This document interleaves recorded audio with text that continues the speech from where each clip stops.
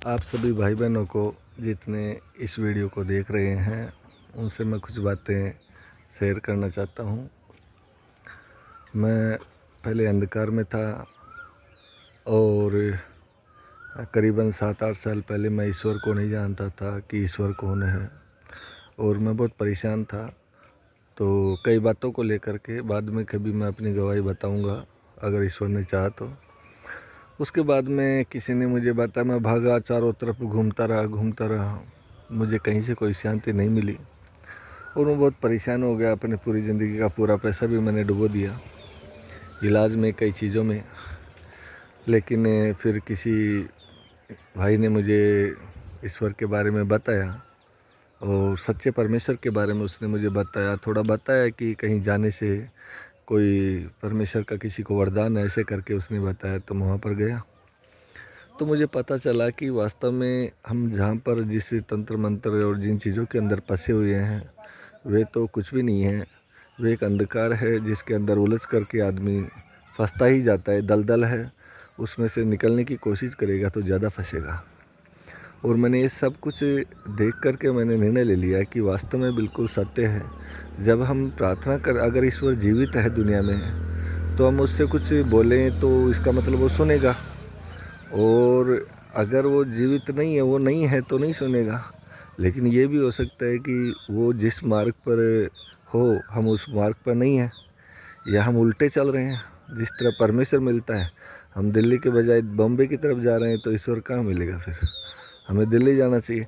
तो इन चीज़ों को देख करके उस रास्ते को प्रभु के दास ने मुझे बताया और उन्हें बताया पवित्र शास्त्र को खोल करके कि आप लोग अंधकार में हो और परमेश्वर की कोई मूर्ति नहीं होती है, और आप सत्य को जानो। बाइबल खोल करके उसने बताया कि आप सत्य को जानोगे तो सत्य आपको स्वतंत्र करेगा, और परमेश्वर की कोई मूर्ति नहीं होती है। परमेश्वर स्वर्ग उसका सिंहासन है, पृथ्वी उसके पाँवों की चौकी है। हम उससे प्रार्थना करेंगे। प्रभु ने बोला है कि मेरे नाम से तुम जो कुछ मांगोगे वो तुम्हें मिलेगा। और ये बहुत सारे वचन, काफ़ी बातें उन्होंने मुझे बताई।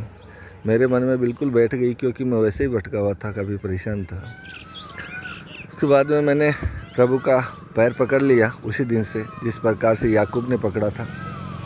और मैंने सोच लिया कि अब मैं दुख को भूल गया अपने को, और मैंने सोच लिया कि अगर परमेश्वर का रास्ता मुझे मिल गया वास्तव में, तो मैं प्रभु को अगर खुश कर दूंगा। अगर उसने मेरे पाप को देखा है तो वो मेरे धर्म को भी देखेगा।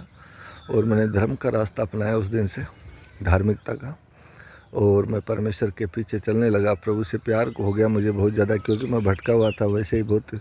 जैसे एक बच्चा अपने बाप से दूर होकर के कितना उसके बिना परेशान हो जाता है, मिलने के लिए उत्सुक हो जाता है, उसी प्रकार से मेरा जीवन था।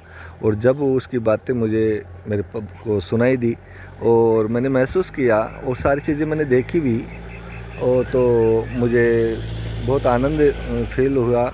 और मैं परमेश्वर से मिलने की बहुत ज़्यादा चाह थी मेरे मन में, और इतनी ज़्यादा चाह कि मैं रात दिन प्रार्थना करने लग गया और बाइबल पढ़ने लग गया। मेरा पूरा समय बाइबल पढ़ने में जाता था। प्रभु के वचन को मैंने पहन लिया।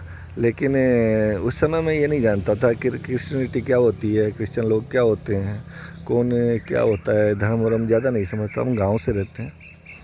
लेकिन जैसे ही मैं फिर, उस समय मेरे पास बड़ा फ़ोन भी नहीं था, मैंने बड़ा फ़ोन लिया, धीरे धीरे करके सब कुछ ठीक कर दिया परमेश्वर ने। तो चमत्कार करना ही था, वो तो जीवित परमेश्वर है।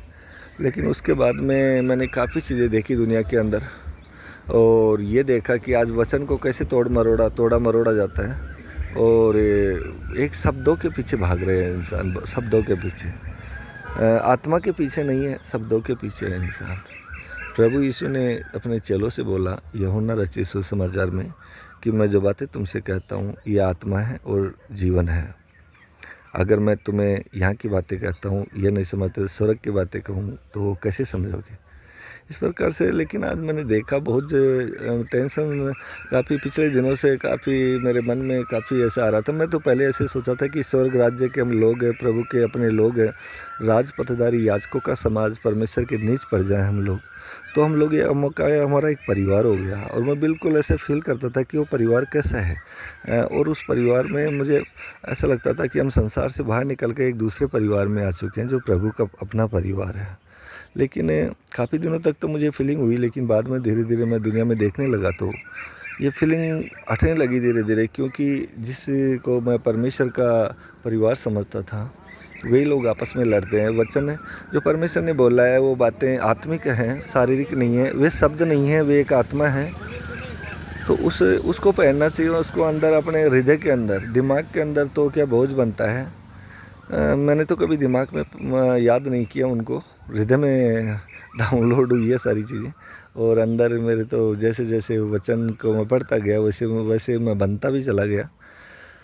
लेकिन आज जो मैं देखता हूँ, और काफ़ी दिन से परमेश्वर मुझे ये, मैं तो काफ़ी उदास भी हूँ, तो प्रभु मुझे ऐसी बातें मेरे मन में डाल रहा है कि मैं दुनिया को ये सत्य कैसे बताऊँ, इन चीज़ों से बाहर कैसे निकलेंगे। एक दूसरे प्रभु के सेवकों को, संतों को आज गालियाँ दे रहे हैं, आपस में ही गालियाँ दे रहे हैं, आपस में विरोध कर रहे हैं, आपस में एक दूसरे की शिक्षाओं को उल्टा पुल्टा बता रहे हैं। ये क्या हो रहा है दुनिया के अंदर।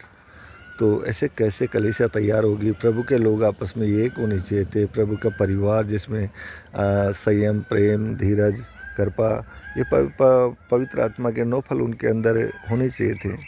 लेकिन वो अंधकार के फल दिख रहे हैं इनके अंदर, आज लूट खसोट वगैरह ये सारी चीज़ें दिख रही। तो मेरा मन बहुत व्याकुल है, और मैंने सोचा कि मैं ज़्यादा नहीं तो 100-200 लोगों तक ये कुछ बात पहुँचे।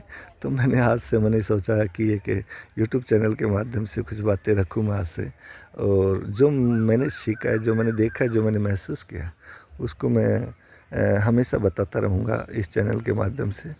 और ये तो सत्य है कि वो लोग जैसे एक एक वचन को चीड़ फाड़ करते हैं, वैसे मैं नहीं कर पाऊँगा।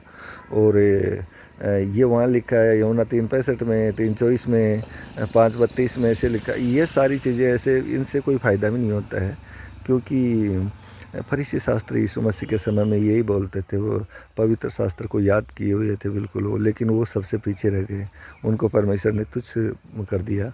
वे बुद्धिमान बन रहे थे कि पूरी पवित्र शास्त्र मुझे याद है, लेकिन याद करने से कुछ नहीं होता। वो दिमाग में डाउनलोड रहती है, याद रहती है, या तो किसी किताब को भी रख सकते हैं, वैसा बन थोड़ी जाता है इंसान।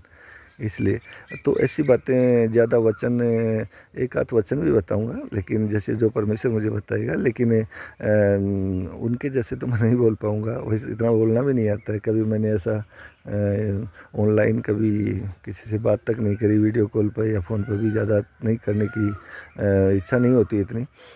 अपना जीवन शांत तरीके से, संत, मेरा जीवन एक संत का है, मतलब पारदर्शी बिल्कुल ऐसा। और मैं चाहता भी हूँ कि प्रभु के लोग एक फास्टर के समान, कंपनी जैसे प्रचारक होते हैं कंपनियों के, वैसे नहीं होकर के संत उनके अंदर, क्योंकि सेंट पौलुस एक संत थे, पतरस भी एक संत थे।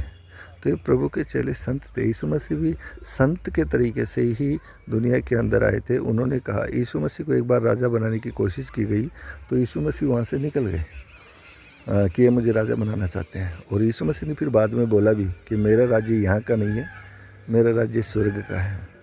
इसी प्रकार से हमारे को जिस दिशा में चलना है उस दिशा में मैं तो चल रहा हूँ, लेकिन ये अटपटी चीज़ें कहीं देखता हूँ तो ऐसा दिल शांत नहीं रहता। तो इस वजह से मैं कई भाई लोगों को, बहनों को कुछ बातें जो परमेश्वर मुझे अगुवाई करेगा आत्मा के द्वारा, वो बातें मैं बताऊँगा। आप चाहो तो देख सकते हो और संपर्क में रह सकते हो, और आगे जो परमेश्वर संभालेगा। प्रभु आप सबको बुद्धि दे, मुझे भी बुद्धि दे, प्रभु मुझे क्षमा करे कोई गलती हुई हो तो। Thank you.